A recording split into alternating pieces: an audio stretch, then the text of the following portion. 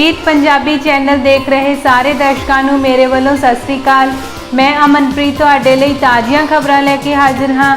ਆਓ ਦੇਖੀਏ ਕਿਹੜੀਆਂ ਖਬਰਾਂ ਚਰਚਾ ਵਿੱਚ ਹਨ।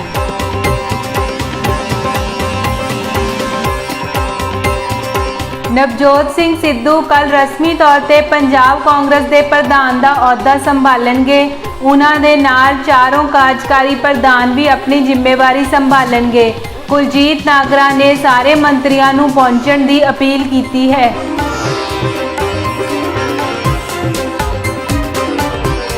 ਮੁੱਖ ਮੰਤਰੀ ਕੈਪਟਨ ਅਮਰਿੰਦਰ ਸਿੰਘ ਅਜੇ ਵੀ ਨਵਜੋਤ ਸਿੱਧੂ ਤੋਂ ਨਾਰਾਜ਼ ਨੇ। ਇਸ ਵਿਚਾਲੇ ਅੱਜ ਕੈਪਟਨ ਨੂੰ ਸਿੱਧੂ ਦੀ ਤਾਜਪੋਸ਼ੀ ਦਾ ਸੱਦਾ ਦਿੱਤਾ ਜਾਵੇਗਾ। ਕੁਲਜੀਤ ਨਾਗਰਾ ਖੁਦ ਕੈਪਟਨ ਨਾਲ ਮੁਲਾਕਾਤ ਕਰਕੇ ਸੱਦਾ ਦੇਣਗੇ।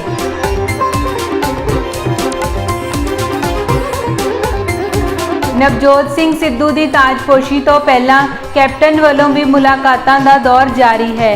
ਕੱਲ ਸਪੀਕਰ ਰਾਣਾ KP ਸਿੰਘ ਅਤੇ ਵਿਧਾਇਕ ਰਾਣਾ ਗੁਰਜੀਤ ਸਿੰਘ ਨੇ ਕੈਪਟਨ ਨਾਲ ਮੁਲਾਕਾਤ ਕੀਤੀ। ਰਾਣਾ ਗੁਰਜੀਤ ਕੈਪਟਨ ਤੋਂ ਨਾਰਾਜ਼ ਦੱਸੇ ਜਾਂਦੇ ਸੀ, ਪਰ ਉਹ ਕੱਲ ਕੈਪਟਨ ਦੇ ਨਾਲ ਨਜ਼ਰ ਆਏ।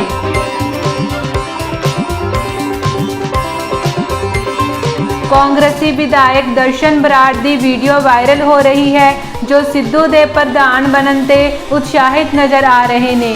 ਇੱਥੋਂ ਤੱਕ ਉਹਨਾਂ ਨੇ ਕਿਹਾ ਕਿ ਬਾਬੇ ਨਾਨਕ ਨੇ ਸਾਡੀ ਸੁਣ ਲਈ ਗਰੀਬਾਂ ਦੀ, ਬਚਾ ਦਿੱਤਾ ਨਹੀਂ ਤਾਂ ਮਰੇ ਪਏ ਸਨ ਸਾਰੇ।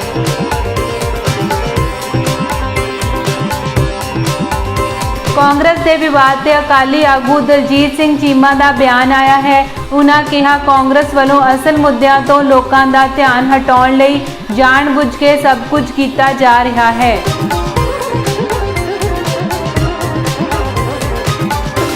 ਨਵਜੋਤ ਸਿੰਘ ਸਿੱਧੂ ਦੀ ਇੱਕ ਤਸਵੀਰ ਤੇ ਵਿਵਾਦ ਛਿੜ ਗਿਆ ਹੈ। ਅਕਾਲੀ ਆਗੂ ਚਰਨਜੀਤ ਬਰਾੜ ਨੇ ਫੇਸਬੁੱਕ ਤੇ ਸਿੱਧੂ ਦੀ ਇੱਕ ਤਸਵੀਰ ਸਾਂਝੀ ਕੀਤੀ, ਜਿਸ ਵਿੱਚ ਸਿੱਧੂ ਇੰਦਰਾ ਗਾਂਧੀ ਦੀ ਤਸਵੀਰ ਫੜੇ ਨਜ਼ਰ ਆ ਰਹੇ ਨੇ। ਅਕਾਲੀ ਦਲ ਨੇ ਇਲਜ਼ਾਮ ਲਗਾਇਆ ਕਿ ਅਜਿਹਾ ਕਰਕੇ ਸਿੱਧੂ ਨੇ ਪੰਜਾਬੀਆਂ ਦੇ ਜ਼ਖਮਾਂ ਨੂੰ ਤਾਜ਼ਾ ਕੀਤਾ ਹੈ।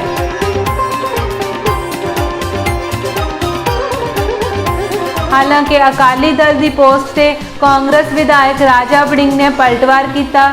ਵੜਿੰਗ ਨੇ ਤਸਵੀਰ ਨੂੰ ਫੇਕ ਦੱਸਿਆ ਤੇ ਇਲਜ਼ਾਮ ਲਗਾਏ ਕਿ ਅਕਾਲੀ ਦਲ ਫੋਟੋ ਐਡਿਟ ਕਰਕੇ ਹੋਸ਼ੀ ਸਿਆਸਤ ਕਰ ਰਿਹਾ ਹੈ।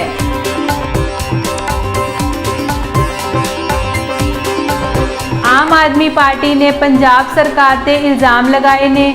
ਆਪ ਆਗੂ ਨੇ ਕਿਹਾ ਕਿ ਉੱਚ ਸਿੱਖਿਆ ਦੇ ਫੰਡਾਂ ਵਿੱਚ 108 ਕਰੋੜ ਦਾ ਘੁਟਾਲਾ ਹੋਇਆ ਹੈ ਤੇ 1996 ਤੋਂ ਬਾਅਦ ਉੱਚ ਸਿੱਖਿਆ ਖੇਤਰ ਵਿੱਚ ਕੋਈ ਭਰਤੀ ਨਹੀਂ ਕੀਤੀ ਗਈ।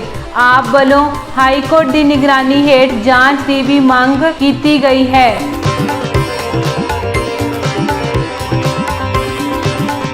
ਪੰਜਾਬ ਦੇ ਵਿੱਚ ਭਾਜਪਾ ਪ੍ਰਧਾਨ ਅਸ਼ਵਨੀ ਸ਼ਰਮਾ ਪਠਾਨਕੋਟ ਵਿੱਚ ਵਰਕਰਜ਼ ਨਾਲ ਬੈਠਕ ਕਰਨ ਪਹੁੰਚੇ। ਉੱਥੇ ਕਿਸਾਨਾਂ ਵੱਲੋਂ ਉਹਨਾਂ ਦਾ ਘਿਰਾਓ ਕਰਨ ਦੀ ਕੋਸ਼ਿਸ਼ ਕੀਤੀ ਗਈ। ਪੁਲਿਸ ਬੈਰੀਕੇਡਿੰਗ ਕਰਕੇ ਕਿਸਾਨਾਂ ਨੂੰ ਰੋਕਿਆ ਗਿਆ।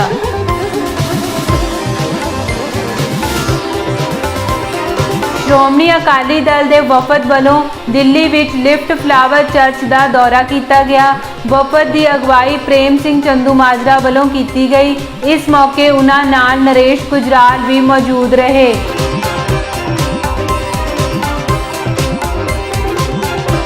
ਅਕਾਲੀ ਆਗੂ ਗੁਰਬਚਨ ਸਿੰਘ ਬੱਬੇਹਾਲੀ ਕਲਾਨੌਰ ਪਹੁੰਚੇ ਤੇ ਉਹਨਾਂ ਮਗਰੋਂ ਵਰਕਰਾਂ ਨਾਲ ਮੀਟਿੰਗ ਰੱਖੀ ਗਈ। ਸਵਾਲ ਪੁੱਛੇ ਜਾਣ ਤੇ ਉਹਨਾਂ ਕਿਹਾ ਕਿ ਅਕਾਲੀ ਦਲ ਦਾ ਸੁੱਚਾ ਸਿੰਘ ਲੰਗਾਹ ਨਾਲ ਕੋਈ ਨਾਤਾ ਨਹੀਂ ਹੈ।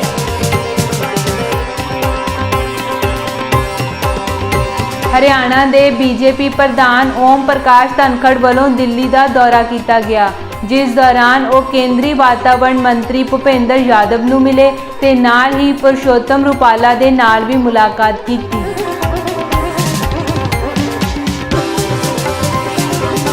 ਪੁਲਿਸ ਥਾਣਾ ਕੁਲਗੜੀ ਦੀ ਪੁਲਿਸ ਨੇ 2 ਨਸ਼ਾ ਤਸਕਰਾਂ ਨੂੰ ਗ੍ਰਿਫਤਾਰ ਕੀਤਾ ਹੈ। ਉਹਨਾਂ ਕੋਲੋਂ 2 ਕਿਲੋ ਅਫੀਮ ਅਤੇ 1 ਇੰਡਿਕਾ ਕਾਰ ਬਰਾਮਦ ਕੀਤੀ ਹੈ।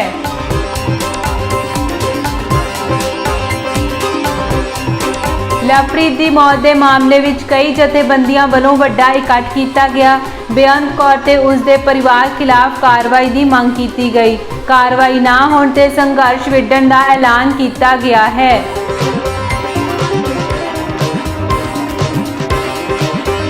ਹਰਿਆਣਾ ਵਿੱਚ ਬਰਡ ਫਲੂ ਨੇ ਲਈ ਬੱਚੇ ਦੀ ਜਾਨ। ਦਿੱਲੀ ਏਮਜ਼ ਵਿੱਚ 11 ਸਾਲ ਦੇ ਬੱਚੇ ਦੀ ਹੋਈ ਮੌਤ। H5N1 ਵਾਇਰਸ ਨਾਲ ਸੰਕਰਮਿਤ ਸੀ ਬੱਚਾ।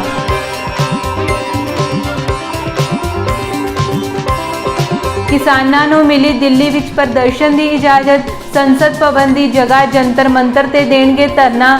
ਪੁਲਿਸ ਦੀ ਨਿਗਰਾਨੀ ਵਿੱਚ 200 ਕਿਸਾਨਾਂ ਨੂੰ ਮਿਲੇਗੀ ਐਂਟਰੀ।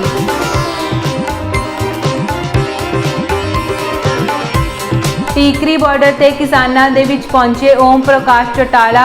ਉਨ੍ਹਾਂ ਕਿਹਾ ਕਿ ਡਟੇ ਰਹੋ, ਜਿੱਤ ਤੁਹਾਡੀ ਹੀ ਹੋਵੇਗੀ।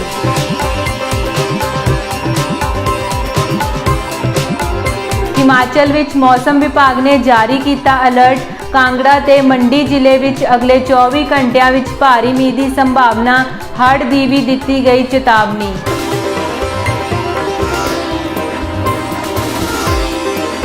ਸੰਸਦ ਦੇ ਮੌਨਸੂਨ ਸੈਸ਼ਨ ਦਾ ਅੱਜ ਤੀਜਾ ਦਿਨ ਹੈ। ਪੈਗਾਸਸ, ਮਹਿੰਗਾਈ ਅਤੇ ਕਿਸਾਨੀ ਮੁੱਦੇ ਤੇ ਹੰਗਾਮੇ ਦੇ ਪੂਰੇ ਅਸਾਰ ਨੇ।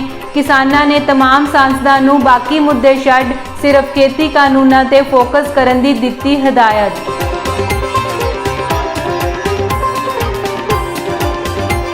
ਸਿੱਧੂ ਦੀ ਤਾਜਪੋਸ਼ੀ ਤੋਂ ਪਹਿਲਾਂ ਕਾਂਗਰਸ ਵਿੱਚ ਵਿਧਾਇਕਾਂ ਦੇ ਨੰਬਰ ਗੇਮ ਤੇ ਸੰਗਰਾਮ। ਸਿੱਧੂ ਖੇਮੇ ਦਾ ਦਾਅਵਾ, ਕੱਲ 60 ਤੋਂ ਜ਼ਿਆਦਾ ਵਿਧਾਇਕ ਪਹੁੰਚੇ ਅੰਮ੍ਰਿਤਸਰ, ਪਰ ਕੈਪਟਨ ਖੇਮੇ ਮੁਤਾਬਕ 60 ਨਹੀਂ ਸਿਰਫ 40 ਵਿਧਾਇਕ ਹੋਏ ਸ਼ਾਮਲ।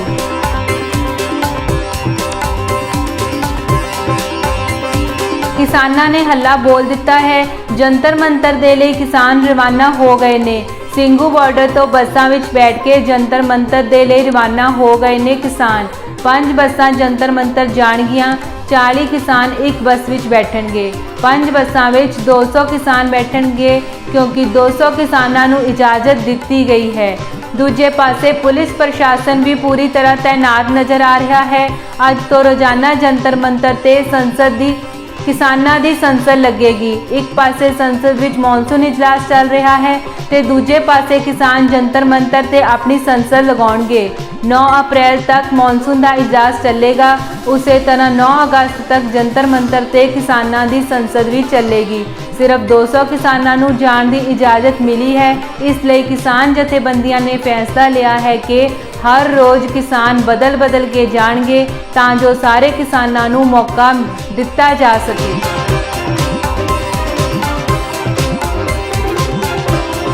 ਆਮ ਆਦਮੀ ਪਾਰਟੀ ਦੇ ਸੰਸਦ ਮੈਂਬਰ ਭਗਵੰਤ ਮਾਨ ਨੇ ਅੱਜ ਕਿਸਾਨਾਂ ਦੇ ਹੱਕਾਂ ਵਿੱਚ ਆਵਾਜ਼ ਚੁੱਕੀ ਹੈ।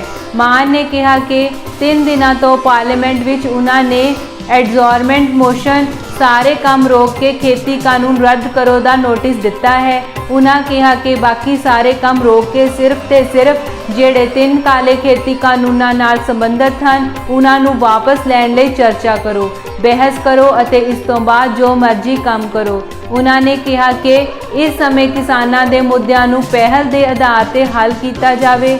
ਮਾਨ ਨੇ ਕਿਹਾ ਕਿ ਪਿਛਲੇ 8 ਮਹੀਨਿਆਂ ਤੋਂ ਕਿਸਾਨ ਲਗਾਤਾਰ ਦਿੱਲੀ ਦੇ ਬਾਰਡਰਸ ਤੇ ਅੰਦੋਲਨ ਕਰ ਰਹੇ ਹਨ। ਉਹਨਾਂ ਨੇ ਕਿਹਾ ਕਿ ਮੇਰੇ ਹਲਕੇ ਸੰਗਰੂਰ ਵਿੱਚ ਕਿਸਾਨ ਸਭ ਤੋਂ ਵੱਧ ਝੋਨਾ ਤੇ ਕਣਕ ਪੈਦਾ ਕਰਦੇ ਹਨ। ਇਸ ਲਈ ਮੇਰੇ ਹਲਕੇ ਦੇ ਕਿਸਾਨਾਂ ਨੇ ਮੈਨੂੰ ਚੁਣ ਕੇ ਇੱਥੇ ਭੇਜਿਆ ਤੇ ਮੇਰਾ ਫਰਜ਼ ਬਣਦਾ ਹੈ ਕਿ ਮੈਂ ਵੀ ਕਿਸਾਨਾਂ ਦੀ ਆਵਾਜ਼ ਸਰਕਾਰ ਦੇ ਕੰਨਾਂ ਤੱਕ ਪਹੁੰਚਾ ਸਕਾਂ।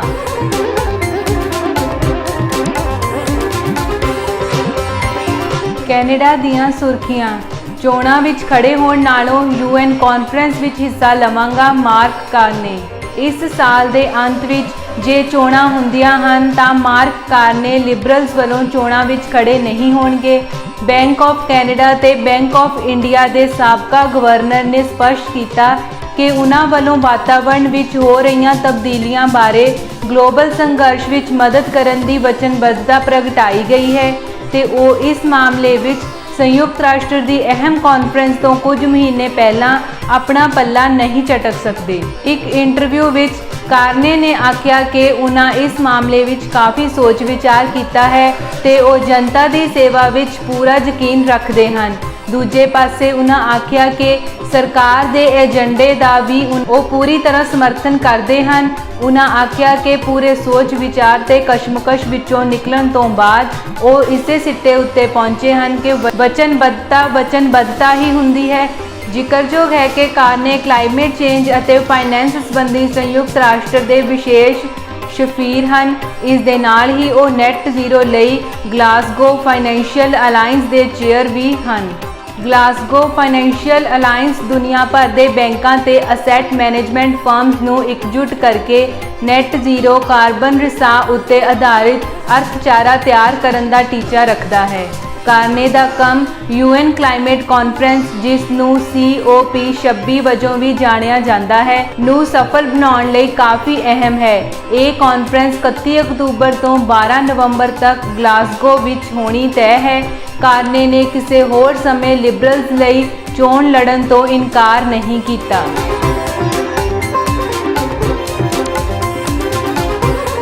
ਮਹਾਮਾਰੀ ਵਿੱਚ ਚੋਣਾਂ ਕਰਵਾਉਣ ਲਈ ਸਿਰਫ 26% ਕੈਨੇਡੀਅਨਜ਼ ਰਾਜੀ।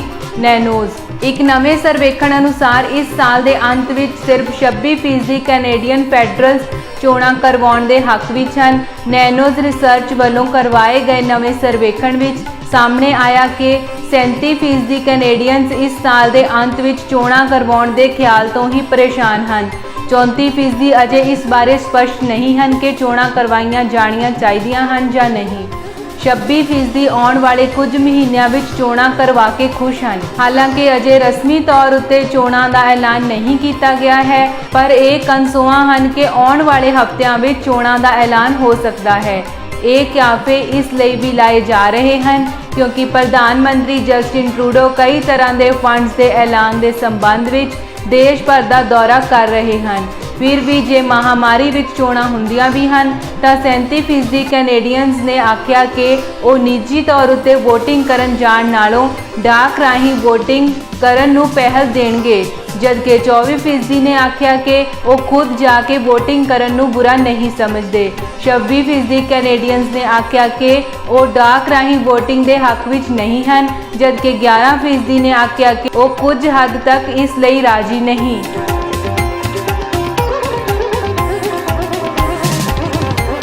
ਦੋ 2021 ਦੇ parents and grand parents programme ਲਈ IRCC ਸਵੀਕਾਰੇਗੀ ਰਿਕਾਰਡ ਅਰਜ਼ੀਆਂ। ਕੈਨੇਡਾ ਦਾ parents and grand parents programme ਦੁਨੀਆ ਭਰ ਵਿੱਚ ਆਪਣੀ ਕਿਸਮ ਦਾ ਵਿਲੱਖਣ ਪ੍ਰੋਗਰਾਮ ਹੈ। ਪਿਛਲੇ ਸਾਲਾਂ ਵਿੱਚ PGP ਪ੍ਰੋਗਰਾਮ ਦੀ ਸਫਲਤਾ ਦਾ ਜ਼ਿਕਰ ਕਰਦਿਆਂ ਇਮੀਗ੍ਰੇਸ਼ਨ ਮੰਤਰੀ ਮਾਰਕੋ EL ਮੈਡੀਸਨੋ ਤੇ immigration refugees and citizenship Canada ਨੇ ਐਲਾਨ ਕੀਤਾ ਕਿ ਪ੍ਰੋਗਰਾਮ ਦੇ 2021 ਦੇ ਦਾਖਲੇ ਤਹਿਤ ਰਿਕਾਰਡ ਲੋਕ ਅਪਲਾਈ ਕਰਨ। IRCC 30,000 ਵਾਧੂ ਅਰਜ਼ੀਆਂ ਸਵੀਕਾਰੇਗੀ। ਇਸ ਨਾਲ ਕੈਨੇਡੀਅਨਸ ਤੇ ਪਰਮਾਨੈਂਟ ਰੈਜ਼ੀਡੈਂਟਸ ਨੂੰ ਪਹਿਲਾਂ ਨਾਲੋਂ ਕਿਤੇ ਜ਼ਿਆਦਾ ਆਪਣੇ ਪਿਆਰਿਆਂ ਨੂੰ ਇੱਧਰ ਲਿਆਉਣ ਦਾ ਮੌਕਾ ਮਿਲੇਗਾ। ਇਸੇ ਤਰ੍ਹਾਂ ਦੀ ਚੋਣ ਪ੍ਰਕਿਰਿਆ ਪਿਛਲੇ ਸਾਲਾਂ ਵਿੱਚ ਵੀ ਵਰਤੀ ਗਈ।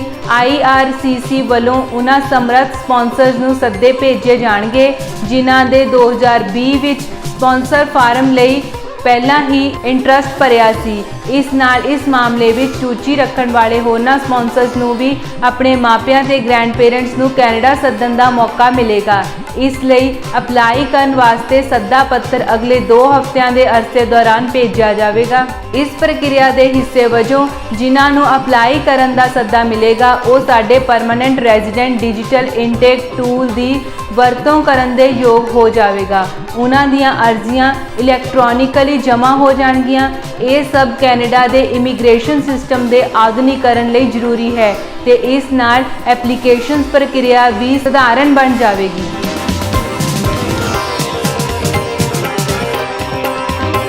ਅਮਰੀਕਾ ਨੇ ਕੈਨੇਡਾ ਨਾਲ ਲੱਗਦੀ ਸਰਹੱਦ ਉੱਤੇ ਪਾਬੰਦੀਆਂ 21 ਅਗਸਤ ਤੱਕ ਵਧਾਈਆਂ। ਕੈਨੇਡੀਅਨ ਸਰਕਾਰ ਵੱਲੋਂ ਪੂਰੀ ਤਰ੍ਹਾਂ ਵੈਕਸੀਨੇਸ਼ਨ ਕਰਵਾ ਚੁੱਕੇ ਅਮਰੀਕਨਜ਼ ਲਈ ਸਰਹੱਦੀ ਪਾਬੰਦੀਆਂ ਵਿੱਚ 9 ਅਗਸਤ ਤੋਂ ਢਿੱਲ ਦਿੱਤੇ ਜਾਣ ਦਾ ਐਲਾਨ ਕੀਤੇ ਜਾਣ ਤੋਂ ਬਾਅਦ ਅਮਰੀਕਾ ਨੇ ਇਹ ਆਖ ਕੇ ਸਾਰਿਆਂ ਨੂੰ ਹੈਰਾਨ ਕਰ ਦਿੱਤਾ ਹੈ ਕਿ ਉਹ ਇਨ੍ਹਾਂ ਜ਼ਮੀਨੀ ਪਾਬੰਦੀਆਂ ਵਿੱਚ 21 ਅਗਸਤ ਤੱਕ ਵਾਧਾ ਕਰੇਗਾ। ਡਿਪਾਰਟਮੈਂਟ ਆਫ ਹੋਮਲੈਂਡ ਸਿਕਿਉਰਿਟੀ ਵੱਲੋਂ ਫੈਡਰਲ ਰਜਿਸਟਰ ਨੂੰ ਪੋਸਟ ਕੀਤੇ ਨੋਟਿਸ ਵਿੱਚ ਅਮਰੀਕੀ ਅਧਿਕਾਰੀਆਂ ਨੇ ਇਹ ਆਖਿਆ ਕਿ कोविड-19 संक्रमण का खतरा इन्ना ज़्यादा है कि अजे पाबंदियां विच ढिल नहीं दी जा सकती। ये पाबंदियां बुधवार नूं खत्म होण जा रही सन। फिर भी जिहड़े कैनेडियन अमेरिका का सफ़र करना चाहुंदे हन ਉਹ हवाई रस्ते राही अजिहा कर सकते हैं, पर उन्होंने डिपार्चर तो 3 दिन पहला करवाए गए कोविड-19 टैसट के नैगेटिव रिजल्ट की रिपोर्ट पेश करनी होगी ते जां फिर लाइसेंसशुदा हैल्थ केयर प्रोवाइडर तो यह सबूत लियाना होगा कि वो पिछले 90 दिनों में कोविड-19 तो रिकवर हो चुके हैं। इस दौरान पब्लिक सेफ्टी मंत्री बिल ब्लेयर ने आख्या कि उन्होंने US secretary of homeland security वालों ये आख्या गया है कि हाल की घड़ी वो पाबंदियां नहीं हटाउणगे। ये पाबंदियां मार्च 2020 तो जारी हैं।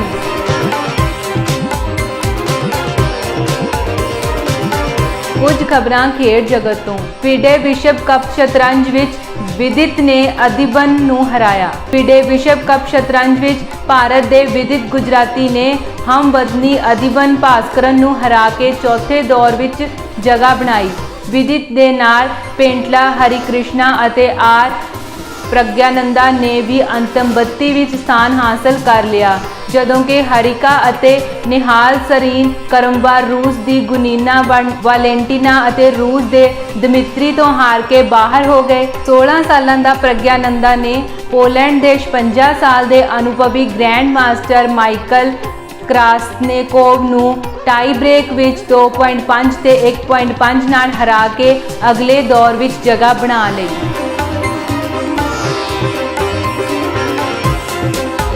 वनडे रैंकिंग विच धवन 2 दे फायदे नाल 16वें स्थान ते पुजे। भारतीय इस्लामी बल्लेबाज शिखर धवन श्रीलंका विरुद्ध पहले मैच विच अजेतू अर्ध सैकड़ा पारी तो बाद 2 स्थान के फायदे नाल ICC वनडे रैंकिंग विच 16वें स्थान ते पहुंच गए, जदों कि विराट कोहली दूजे स्थान ते बरकरार हैं।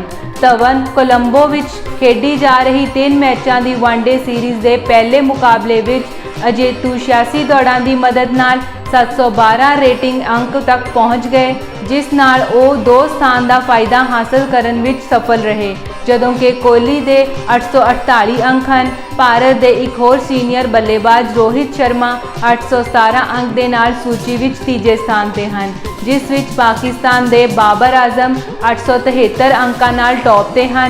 रैंकिंग विच जिम्बाब्वे अते बांग्लादेश विच 3 मैचेस की सीरीज़, दक्षिणी अफ्रीका अते आयरलैंड विच 3 मैचों अते भारत अते श्रीलंका विच पहले 2 वनडे के नतीजों नूं वेख्या गया है।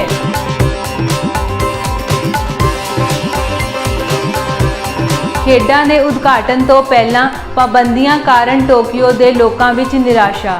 टोक्यो ओलंपिक के उद्घाटन समारोह की पूर्वली शाम ते कोरोना वायरस इन्फैक्शन के प्रसार नूं रोकण लई लाईयां गईयां पाबंदियां तो इत्थे जशन मनाउण ते शराब पीण वालियां विच निराशा है।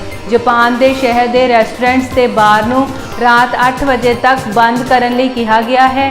सरकार ने यह कदम लोगों नूं अजनबियां के संपर्क विच आउण ते वायरस फैलाउण तो रोकण लई उठाया गया। इत्थे एमरजेंसी की स्थिति विच भी ये कदम हालांकि बहुत कारगर नहीं रहे हैं ते लोग खुली जगह ते शराब पीण लगे हैं। रियल एस्टेट उद्योग विच काम करने वाली 28 साला मियो मारियामा ने कहा कि किसी नूं भी यकीन नहीं हो रहा कि सरकार ओलंपिक आयोजन तो पीछे हटी, पर बिना किसी मनोविज्ञानिक सबूत के अजिहे लोगों नूं निशाना बना रही है। उन्होंने ऐतवार नूं कौमांतरी ओलंपिक कमेटी के मैंबरां लई 40 व्यक्ति के स्वागत समारोह का जिक्र किया, जिस विच प्रधानमंत्री ते टोक्यो के गवर्नर भी शामिल सन।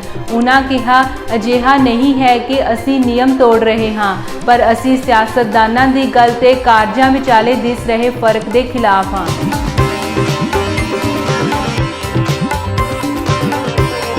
कौमांतरी ओलंपिक कमेटी का स्वागत अजिहे समय विच होया जदों नागरिकां नूं पार्टियां विच जाण जां इत्थों तक कि वधेरे ओलंपिक प्रोग्रामां विच हिस्सा लैण तो रोक दिता गया सी।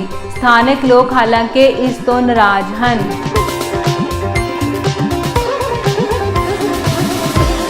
अज दे दिन का इतिहास। 22 जुलाई 1906 वैनकूवर कैनेडा विच पहले गुरुद्वारे की नींह रखी गई।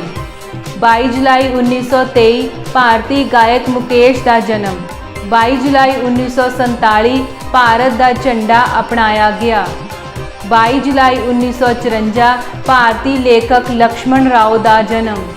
22 जुलाई 1965 भारत का रमन मैगसेसे सम्मान जेतू समाजवादी संदीप पांडे का जन्म। 22 जुलाई 1971 फतेह सिंह 101 सिखां का जत्था लैके अमृतसर तो दिल्ली वाल नूं चलिया।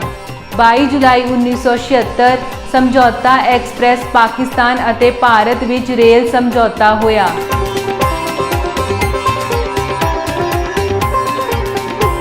कल फिर मिलांगे नवीं खबरां दे नाल। मैनू दिओ इजाजत, तद तक देखते रहो अपना पसंदीदा channel Preet Punjabi. Stay home, stay safe, खुश रहो। सत श्री अकाल।